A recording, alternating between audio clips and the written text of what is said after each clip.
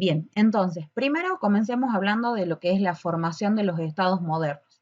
Este es un tema que nosotros ya habíamos empezado a trabajar aproximadamente hace unas semanas, cuando terminamos de hablar del fin del siglo XIV, ¿sí?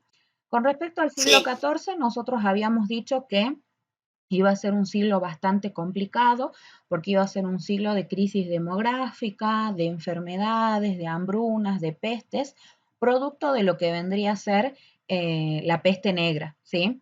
Esta peste o peste bubónica se caracterizó por una enfermedad que se transmitía debido a el excremento de las ratas, ¿sí? Esta enfermedad es producto de lo que vendría a ser una pulga que justamente tiene este tipo de peste y la transmite a los animales y los animales la transmiten a las personas a partir de la ingesta de comida que está en malas condiciones o que está contaminada debido a que ha tenido contacto con este tipo de roedores. Entonces se produce esta peste, pero no es la única causa que genera la crisis del siglo XIV, sino que también dentro de las causas que nosotros vamos a analizar en la crisis del siglo XIV, vamos a ver que tenemos un descenso demográfico a raíz de las enfermedades, pero también un descenso demográfico a raíz de otras cuestiones. Entre estas cuestiones nosotros vamos a señalar qué va a pasar. Muchos especialistas en el área van a decir que van a cambiar las temperaturas para este momento. Entonces, eso va a generar un perjuicio importante en la tierra, ¿sí? Ese perjuicio que se va a generar en la tierra va a ser significativo porque las plantaciones que se tenían hasta ese momento se van a ver duramente perjudicadas en el sentido de que no va a haber una buena cosecha. Por lo tanto, al no haber buenas cosechas ni haber disponibilidad de alimentos, nosotros vamos a ver que las personas van a empezar a enfermarse, justamente debido a la poca cantidad de alimento disponible que tienen, ¿sí? Otra cosa que nosotros vamos a ver es el cambio también que se va a dar en el clima. No solamente se van a dar, por ejemplo, sequías, sino que también se va a dar un tiempo de bastante frío. Por lo tanto, eso también va a generar bastantes perjuicios en la sociedad.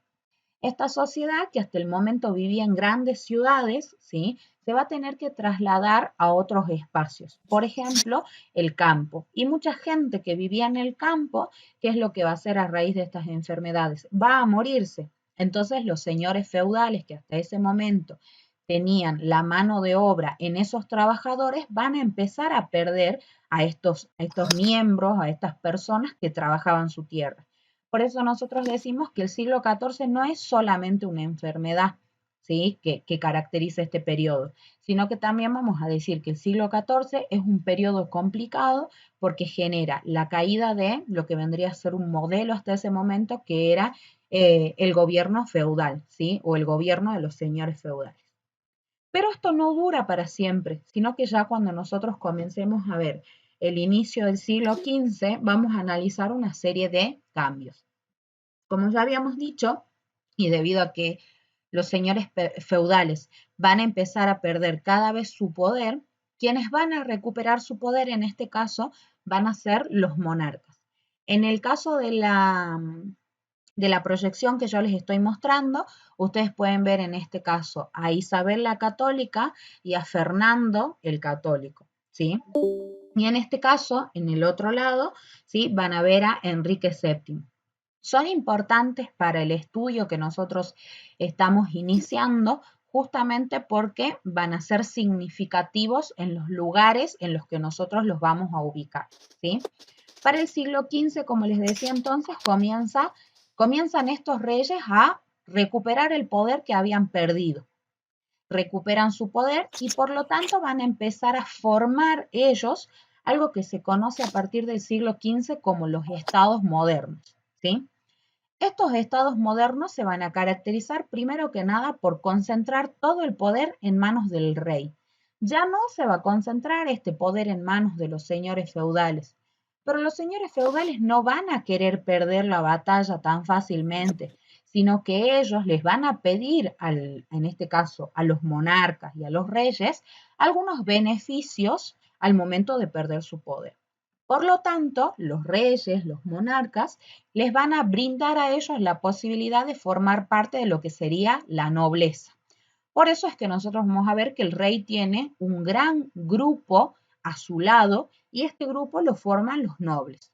Dentro de los nobles nosotros vamos a tener a príncipes, vamos a tener, por ejemplo, a condes, duques, vizcondes, es decir, estos señores feudales que antes tenían el poder van a empezar a formar parte de la nobleza y son ellos quienes también van a estar dentro del Estado moderno, ¿sí? Otra cosa que nosotros vamos a ver dentro de los estados modernos es que se va a formar un territorio que cumpla con ciertas afinidades culturales, históricas y sobre todo geográficas. Hasta antes de la formación de los estados modernos, lo que nosotros teníamos que iba a ser un territorio que no estaba dividido como hoy en día, por ejemplo, los países. Hoy en día nosotros sabemos que los países tienen límites estrictos y bastante bien fijados con respecto a la geografía. Pero para ese momento no existía de la misma manera, sino que más bien eran límites móviles, ¿sí? Esos límites móviles, ¿cómo se caracterizaban? Porque los hombres, los señores de ese momento decían, mis tierras llegan hasta este río, por ejemplo, o llegan hasta el árbol de jacarandá. Entonces los límites no eran fijos ni estrictos, sino que se podían mover y que dependían de lo que cada uno establecía para ese momento. Pero con la formación de los estados modernos, decimos, ya se forman límites estrictos y se establece geográficamente de quién es el territorio. Otra cosa que también se va a generar es un establecimiento cultural e histórico de quienes forman parte de los estados modernos. Entonces, las personas, los habitantes que formen parte de estos estados también se van a caracterizar, obviamente, por tener ciertos criterios culturales que comparten. Por ejemplo, el idioma, por ejemplo, las tradiciones, las danzas e incluso también algunos acontecimientos históricos. Por ejemplo, ciertas batallas, ciertas conquistas, van a ser parte de lo que conocemos como un Estado, ¿sí? Sigamos entonces. Otra de las características que también van a tener nuestros estados modernos son, por ejemplo, la formación de un ejército permanente. Y aquí hay que tener ojo y no confundirse, ¿sí? Porque los ejércitos, en este caso, van a ser ejércitos que se caracterizan por ser mercenarios, ¿sí? ¿Qué significa eso? Los varones seguramente habrán visto en alguna película sobre la guerra o en algunas películas históricas que los mercenarios son aquellos hombres que van a la guerra, pero que cobran por su servicio. Es decir, no tienen una cuestión de patriotismo o de nacionalidad, sino que más bien ellos van a la guerra a apoyar a quien les pague más dinero, ¿sí? Eso es lo que va a pasar durante el surgimiento de los estados modernos. Todavía no hay una noción de patria, ni de nacionalismo, ni de compromiso con la bandera, ¿sí? El único estado que va a tener un ejército nacional va a ser Francia. Los demás no, los demás tienen ejército permanente, pero es un ejército de mercenarios, es decir, gente a la que se paga para ir a la guerra. Otra cosa que también van a tener es una política ascendística. ¿Qué significa esto? Que a partir de este momento estos estados van a empezar a cobrar una suerte de impuestos. Y esos impuestos les van a servir a los reyes, a los monarcas, para justamente mantener el sistema burocrático que ellos están estableciendo.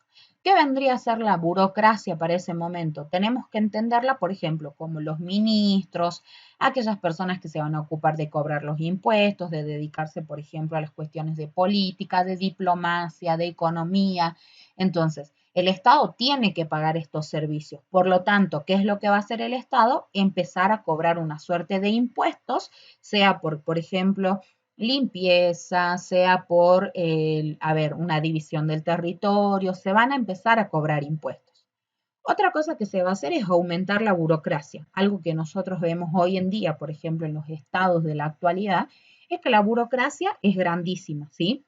La vemos, por ejemplo, en el Senado de la Nación, en la Cámara de Diputados, en la Cámara de Senadores, en los ministerios, hay muchísima burocracia, es decir, mucha gente que ocupa estos lugares dentro del poder. Eso comienza a gestarse desde la modernidad, ¿sí? Y también crece lo que vendría a ser la administración pública, es decir, aquellas personas que se ocupan justamente de la administración de las cuestiones públicas del gobierno, ¿sí? Otra cosa que también vamos a tener nosotros es el crecimiento de la diplomacia internacional. Esta diplomacia se va a caracterizar ¿por qué?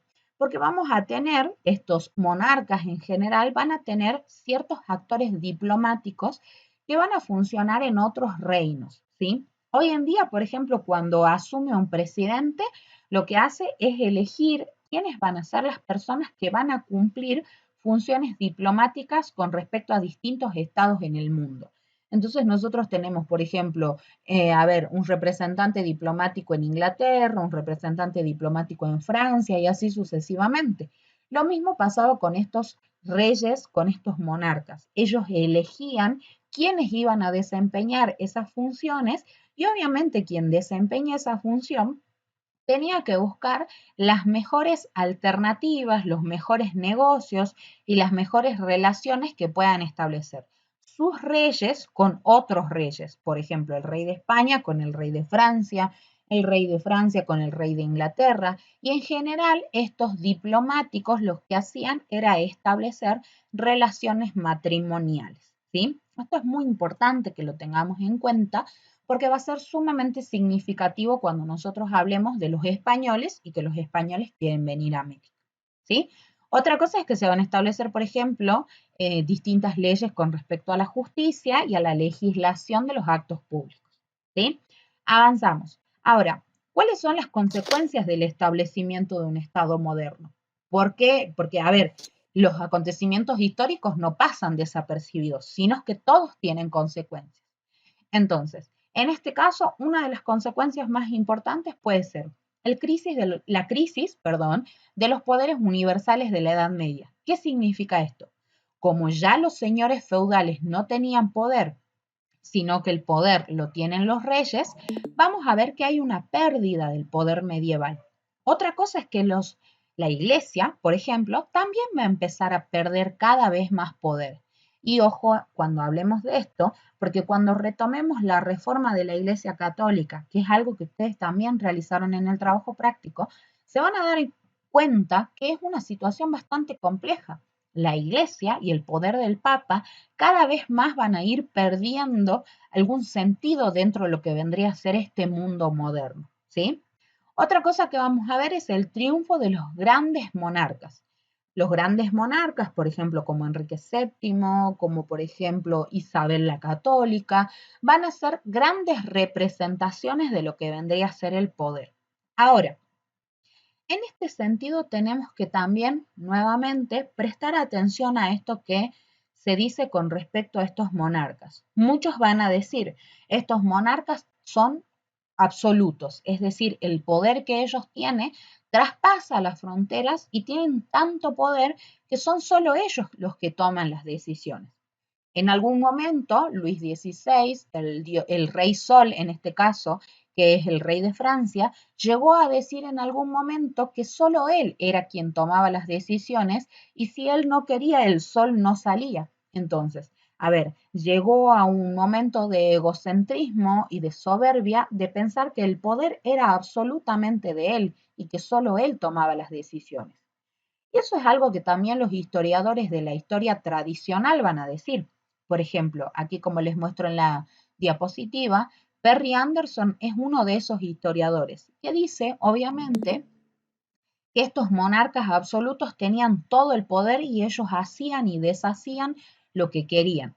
Pero en realidad los nuevos estudios, los estudios modernos, nos dicen que esto no es tan así, sino que más bien nosotros tenemos que tener en cuenta que también hay miembros en la corte. Esos miembros de los que yo les hablaba hace rato y les decía, el rey tiene que pactar con la nobleza. Entonces hay príncipes, condes, duques, vizcondes, y esa gente no se va a quedar callada ante la opinión del rey, sino que también van a formar parte de esas decisiones y es lo que los historiadores modernos, los historiadores de la actualidad, dicen o hablan de la corte real, ¿sí?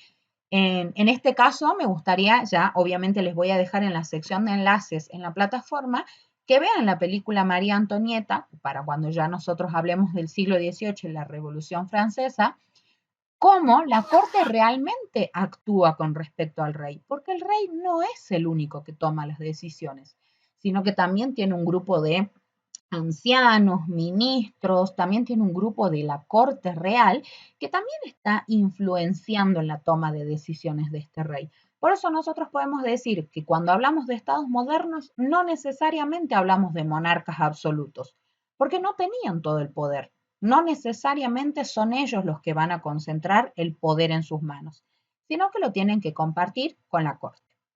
Aquí yo les puse una imagen de lo que vendría a ser la corte real, ¿sí? Si analizamos la imagen van a ver que en el altillo vamos a tener al rey, ¿sí? El rey está con su reina, pero alrededor de él ustedes van a ver que hay muchas personas y todas esas personas, las que están a su alrededor y las que están en lo que vendría a ser el gran salón, son parte de la corte y estas personas tienen cierta influencia en las decisiones que toma el rey. No solamente sus compañeros más íntimos, sino también, por ejemplo, los miembros de la iglesia y obviamente aquellas personas que tengan demasiado poder económico y en algún punto sean los que gestionen las acciones que lleva a cabo el rey. Tampoco pensemos que el rey era inmensamente rico, porque eso tampoco ocurre. Entonces, hay que tener en cuenta que este rey también depende de una corte real que lo ayuda en cierto punto a tomar decisiones y en otros casos también los presiona con respecto a la toma de decisiones. Avancemos entonces. Avancemos entonces a lo que vendría a ser el Renacimiento, ¿sí? Esto también es algo que ustedes tuvieron que hacer para el desarrollo del trabajo práctico, ¿sí? No se escucha nada.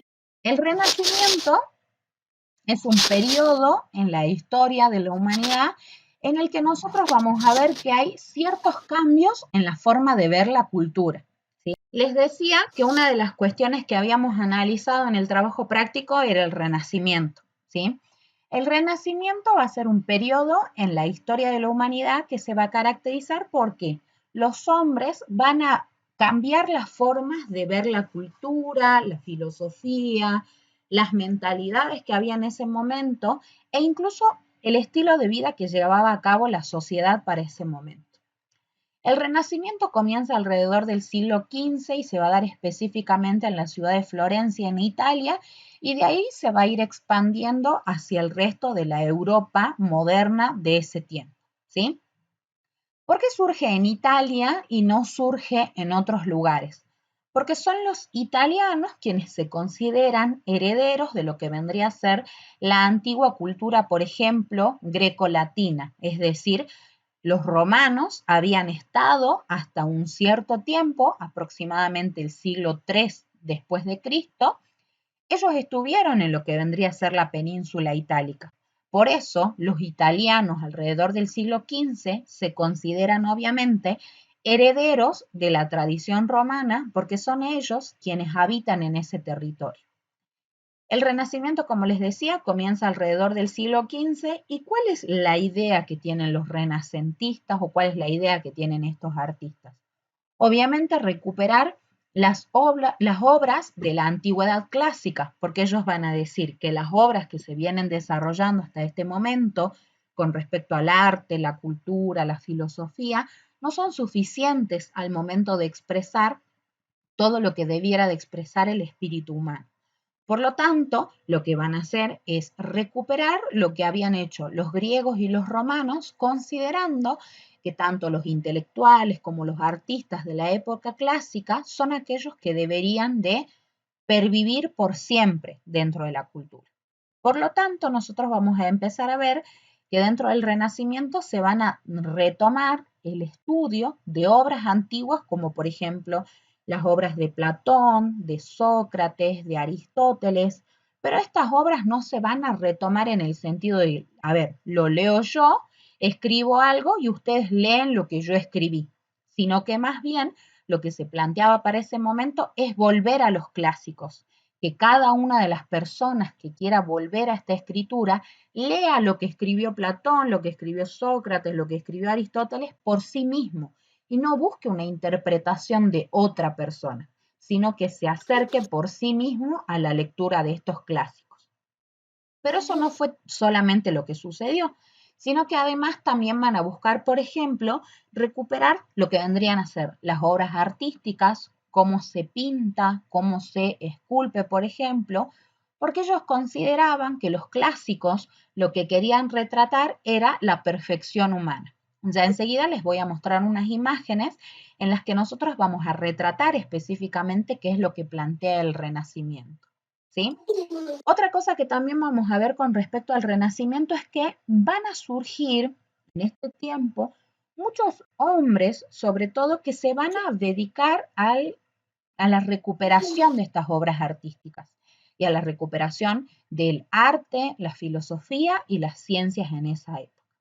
Dentro de ellos nosotros vamos a tener a 4 hombres bastante interesantes para la época y que seguramente si ustedes saben los nombres de las tortugas ninjas me podrán decir. Leonardo, Donatello, Miguel Ángel y...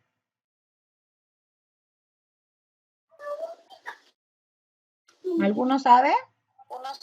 Rafael. Y Rafael. Perfecto. ¿Sí? Si nosotros tenemos en cuenta esos 4 nombres, ¿qué vamos a ver? Son nombres de 4 artistas del Renacimiento. En este caso, quien fue el creador de las tortugas ninjas, cuando las crea o cuando crea este dibujito animado, les pone el nombre de estos 4 artistas porque él estaba observando una revista de, en este caso, arte, ¿sí? Pero estos 4 nombres que nos recuerdan a 4 personajes de televisión son en realidad 4 artistas que realmente existieron durante el Renacimiento y que fueron nombres muy importantes para la época, ¿sí? Por ejemplo, uno de ellos, Leonardo da Vinci, ¿sí? Uno de los más importantes pintores, escultores de la época, ¿sí? Donatello de Buonarroti, Rafael, Miguel Ángel, ¿sí? ¿Quiénes fueron personas que se dedicaron a cultivarse en todas las áreas del conocimiento y en todas las áreas culturales, porque lo que pensaban los hombres para ese momento es que no solo se tenían que ubicar en una rama del conocimiento, sino que ellos podían conocer cuanto quisieran en el mundo, porque ese era el ideal de la época, que el hombre no se limite, sino que más bien pueda explotar todas las posibilidades que tiene a su alrededor, ¿sí? Dentro de estos hombres, por ejemplo, nosotros vamos a ver que muchos de ellos van a ser hombres que formen parte del mecenazgo y que estén relacionados con algunos monarcas, con algunos, por ejemplo, líderes políticos. Porque ustedes vieron que generalmente nosotros vemos que hay una suerte de becas en los distintos estados del mundo. Cuando una persona es muy inteligente o es muy capaz en el desarrollo del arte, de las ciencias, del deporte, lo que hacen es becarlo para, obviamente, favorecer el desarrollo de su conocimiento. Eso mismo sucedía durante la Edad Moderna. Algunos hombres y mujeres interesados en el arte, en la pintura, en la escultura, le pagaban a estos hombres como Donatello, como Rafael, como Miguel Ángel, para que pudieran elaborar sus obras artísticas. Pero, obviamente, estas obras artísticas estaban sujetas a ciertas cuestiones, por ejemplo, pintar para la iglesia o pintar cuadros alabando a los señores que pagaban por este servicio, ¿sí? Entonces, eso va a ser el mecenazgo durante la Edad Moderna. Vamos avanzando, ¿sí? Aquí van a ver ustedes imágenes, ¿sí? Que representan lo que vendría a ser el Renacimiento. Si observamos estas imágenes, lo que intentan retratar va a ser la perfección del cuerpo humano, ¿sí? Ustedes ven que son imágenes sumamente detalladas y es una de las características que tenían estos artistas. Lo que quieren hacer es retratar casi en su, perfección lo que vendría a ser el cuerpo humano. Entonces ustedes van a ver que las imágenes de hombres y mujeres también tratan de reflejar hasta el más mínimo gesto o el más mínimo cabello de las personas. Eso es esto de lo que se habla cuando nosotros hacemos referencia al renacimiento. Lo que ellos tratan de recuperar obviamente es la perfección del cuerpo humano y retratar todo lo que forma parte de estas evidencias y de estas cuestiones artísticas de las que estamos hablando. Este, por ejemplo, es el David, ¿sí? Yo puse una imagen pequeñita, pero el David es bastante grande, ¿sí? Y es una escultura en cuerpo completo. Esta, por ejemplo, es la Mona Lisa, ¿sí? Que también es una escultura que hoy encontramos, por ejemplo, en París, en uno de los museos de arte más lindos que existen en el mundo. También encontramos, por ejemplo, imágenes como la de la primavera, ¿sí? Es decir, todas estas imágenes intentan retratar esos movimientos artísticos y estilísticos que se promueven durante el Renacimiento. Ahora avancemos con el humanismo, ¿sí? El humanismo va a ser el movimiento intelectual que viene de la mano con el Renacimiento. El Renacimiento va más bien por lo cultural, es decir, por recuperar el arte, la escultura, la pintura, la música, pero el humanismo lo que quiere hacer es recuperar los movimientos intelectuales propios de lo que vendría a ser la antigüedad clásica.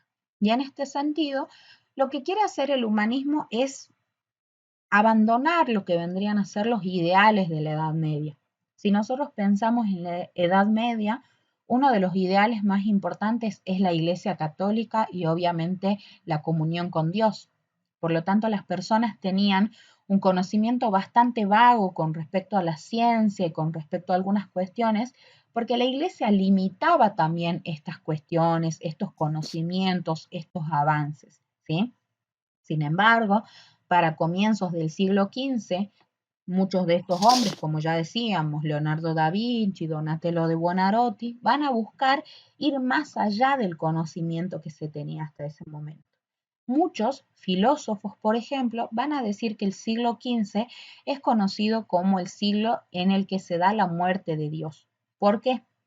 Porque ya los filósofos, los científicos, no se van a ligar hacia una explicación por la fe, sino que más bien van a ir a una explicación de tipo científica. Hagamos un ejemplo de esta situación.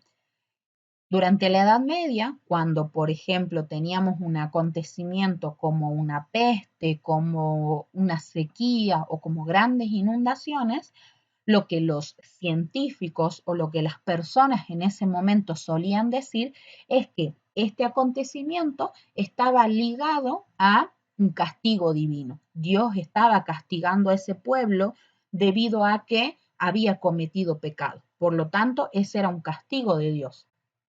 Sin embargo, cuando hablamos nosotros de la modernidad, vamos a decir, ya estos hombres de ciencia van a abandonar la explicación religiosa y van a decir, en realidad, vamos a una explicación científica.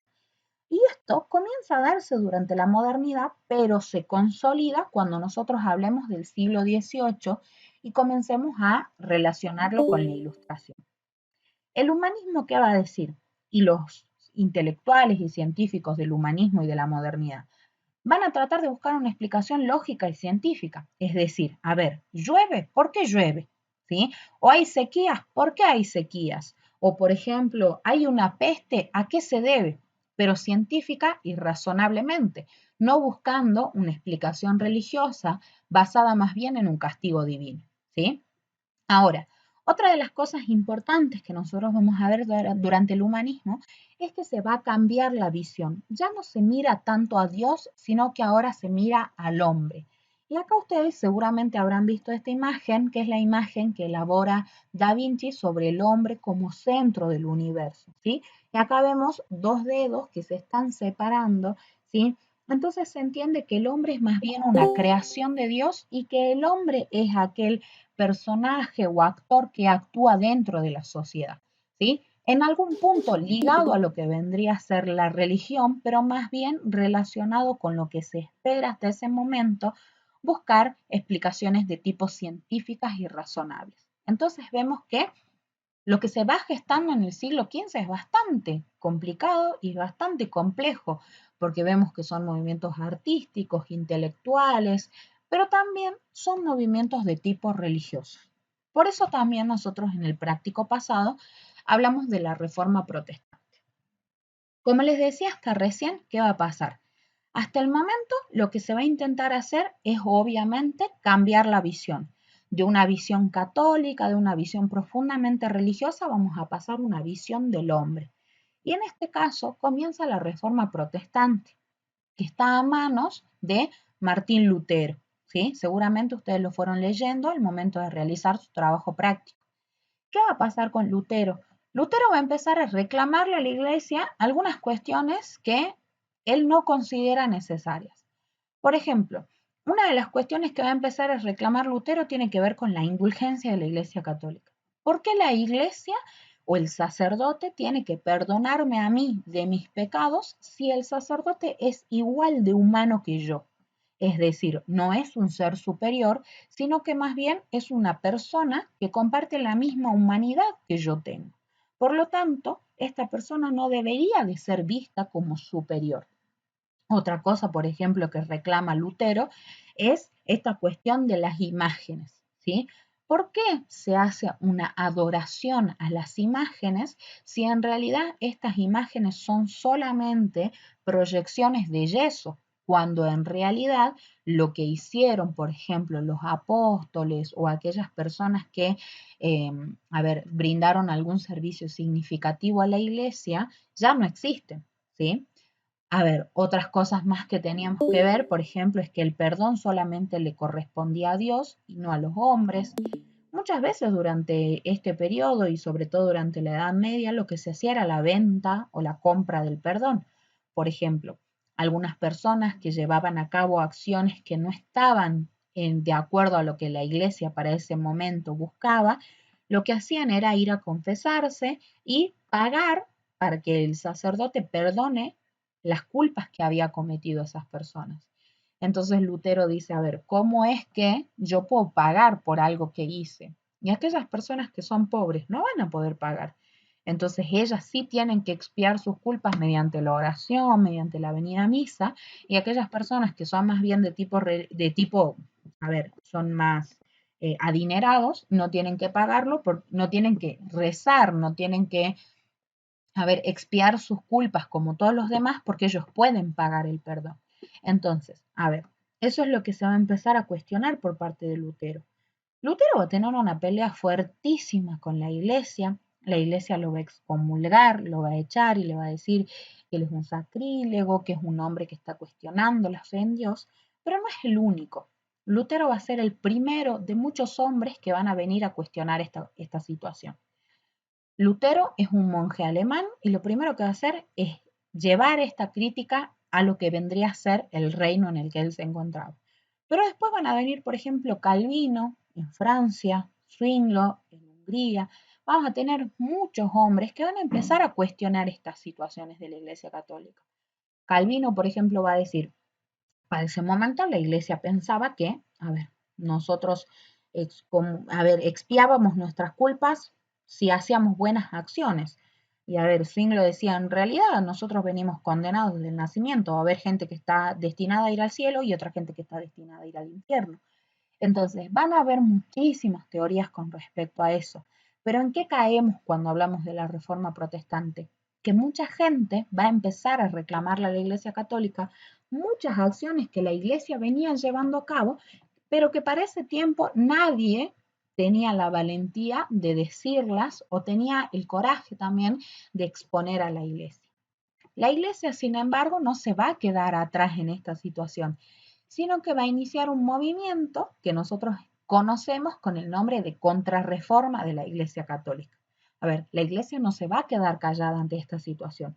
Entonces va a tratar de responder a las protestas que venía haciendo Martín Lutero con una reunión que es conocida como el Concilio de Trento, que se da en 1545. ¿Cuál es el objetivo de la Iglesia? Contestándole a Lutero. Su objetivo va a ser bastante simple. Lo que quiere hacer la iglesia es renovarse, ¿sí? Entonces, en esta renovación, ¿qué es lo que va a hacer? Va a renovar su doctrina, ¿sí? Por ejemplo, cómo funciona la iglesia en el sentido de, usted puede hablar con Dios, puede leer usted mismo la Biblia, puede interpretarla la Biblia sin la necesidad, por ejemplo, de un representante como un sacerdote. Otras cosas, por ejemplo, puede la misa hasta ese momento se daba en latín, pero con la Contrarreforma y el Concilio de Trento, La misa comienza a darse en el idioma de cada uno de los reinos en los que se daba la misa. Otra cosa que se hace es también fundarse seminarios para tener también sacerdotes quienes puedan ejercer esa función, porque la iglesia estaba perdiendo muchos adeptos, mucha gente se convirtió en evangélica, mucha gente se convirtió en protestante. Entonces lo que quiere hacer la iglesia es recuperar o atraer a nuevas personas. Entonces lo que se hace es crear seminarios para los varones, pero también se crean órdenes conventuales para las mujeres, que hasta ese momento no estaba permitido que las mujeres fueran miembros de la Iglesia Católica. Ahora, ¿por qué la Iglesia deja que las mujeres sean miembros de la Iglesia Católica? Porque crea conventos, pero además estas mujeres ingresaban al convento, pero tenían que pagar una dote, que es algo que se acostumbraba en la modernidad. Cuando una mujer se casaba, debía a su familia pagarle una dote a su marido porque se llevaba a esa mujer.